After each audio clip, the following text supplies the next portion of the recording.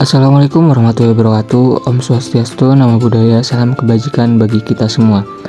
Sebelumnya saya ucapkan terima kasih kepada Bapak Muhammad Soleh, SPI MSI, sebagai pengampu dosen potensi kearifan lokal, di mana di sini kami akan menjelaskan mengenai kearifan lokal masyarakat adat dalam mengelola sumber daya perikanan berbasis ekosistem di Sungai Kampar, Provinsi Riau, dengan studi kasus yaitu Lubuk Larangan.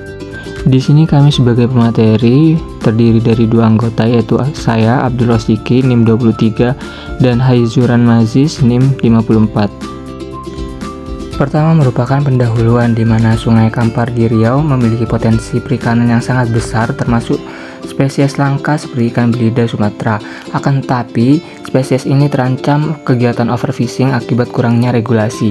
Masyarakat adat menerapkan lubuk larangan, yaitu pada kawasan perlindungan sungai, untuk menjaga kelestarian ikan dan ekosistem habitatnya. Pendekatan ini terbukti efektif dalam pengelolaan perikanan berbasis ekosistem serta memberikan manfaat secara sosial dan ekonomi. Lubuk larangan mencerminkan kearifan lokal sebagai solusi berkelanjutan dalam menjaga sumber daya perikanan di Sungai Kampar. Lubuk larangan sendiri yaitu adalah kawasan tertentu di sungai yang dilarang untuk dilakukan pengambilan ikan selama periode waktu tertentu. Konsep ini berbasis kearifan lokal masyarakat adat dan bertujuan untuk melestarikan sumber daya perikanan, menjaga keseimbangan ekosistem, serta mendukung keberlanjutan lingkungan. Adapun prinsip dasar dalam lubuk larangan yaitu yang pertama, larangan untuk menangkap ikan dalam periode waktu tertentu untuk memungkinkan regenerasi stok ikan. Yang kedua, penegakan aturan berbasis kesepakatan masyarakat lokal. Dan yang terakhir adalah pelibatan komunitas dalam pengawasan dan pengelolaan sumber daya ikan.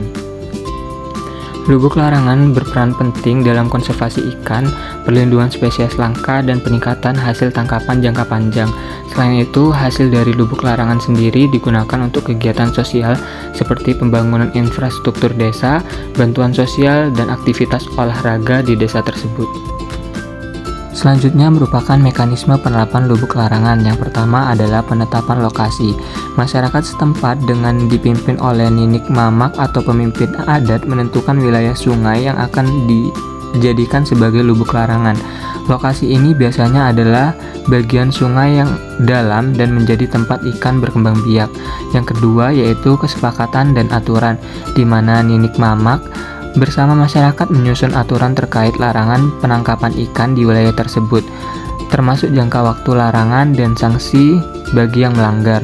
Aturan ini disepakati bersama dan mengikat seluruh masyarakat. Dan yang ketiga adalah sosialisasi, di mana aturan dan kesepakatan tentang lubuk larangan disosialisasikan kepada seluruh anggota masyarakat agar dipahami dan dipatuhi. Yang keempat adalah pelaksanaan larangan, di mana selama masa larangan, semua aktivitas penangkapan ikan di wilayah lubuk larangan dilarang keras. Masyarakat secara bersama-sama mengawasi dan menjaga wilayah tersebut dari adanya pelanggaran. Dan yang kelima, pembukaan lubuk larangan atau masa panen, di mana setelah jangka waktu yang disepakati selesai, lubuk larangan dibuka untuk penangkapan ikan secara bersama-sama. Hasil tangkapan ini biasanya digunakan untuk kepentingan pembangunan desa dan kegiatan sosial. Yang keenam adalah pengolahan atau pengelolaan hasil, di mana hasil penjualan ikan dari lubuk larangan dikelola secara transparan dan akuntabel, yaitu dana yang terkumpul digunakan untuk pembangunan fasilitas umum, membantu warga yang kurang mampu, dan kegiatan sosial lainnya. Yang selanjutnya yaitu ada sebaran lubuk larangan di Sungai Kampar. Di Sungai Kampar terdapat sekitar 44 lubuk larangan yang terbesar di 29 desa. Sebagian besar berada di wilayah tengah hingga hulu sungai. Namun jumlah ini masih relatif kecil dibandingkan total 175 desa di daerah aliran sungai di Kampar.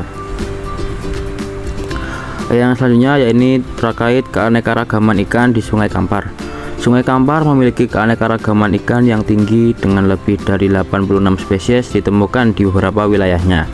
Beberapa spesies langka seperti ikan belida Sumatera atau Citala hepselonotus dan belida Jawa yang bisa disebut Notopeterus juga hidup di sungai ini. Yang selanjutnya yaitu terkait manfaat sosial dan ekonomi. Penerapan lubuk larangan tidak hanya melestarikan ekosistem perairan tetapi juga meningkatkan pendapatan desa melalui pengelolaan hasil tangkapan ikan secara kolektif. Sistem ini mempersatukan masyarakat dengan latar belakang ekonomi dan budaya yang berbeda. Yang selanjutnya yaitu terkait tantangan pengelolaan. Meski efektif, pengelolaan lubu larangan menghadapi tantangan seperti kurangnya regulasi formal dari pemerintahan daerah dan perlombaan menangkap ikan atau biasanya disebut race for fish. Hal ini menunjukkan perlunya kebijakan yang mendukung kearifan lokal sebagai bagian dari pengelolaan sumber daya perikanan. Yang selanjutnya yaitu terkait relevansi SDGs. Lubu larangan mendukung pencapaian tujuan pembangunan berkelanjutan SDGs ke-14 tentang konservasi ekosistem laut dan perairan darat. Sistem ini menjadi contoh nyata bagaimana kearifan lokal dapat berkontribusi pada berkelanjutan global. Dan yang terakhir terkait kesimpulan, efektivitas lubu larangan sebagai bentuk kearifan lokal dalam pengelolaan perikanan berbasis ekosistem di Sungai Kampar, Riau. Sistem ini yang dikelola oleh masyarakat adat di bawah kepemimpinan Nini Mamak terbukti mampu menjaga kelestarian sumber daya ikan, mendukung keseimbangan ekosistem, serta memberikan manfaat sosial dan ekonomi bagi masyarakat. Penerapan lubu larangan menunjukkan pentingnya partisipasi masyarakat dan pendekatan terpadu dalam pengelolaan sumber daya perikanan yang berkelanjutan. Ya, demikian dari presentasi kami. Apabila ada kurang lebihnya kami mohon maaf yang sebesar-besarnya. Wabillahi taufiq wal hidayah. Wassalamualaikum warahmatullahi wabarakatuh.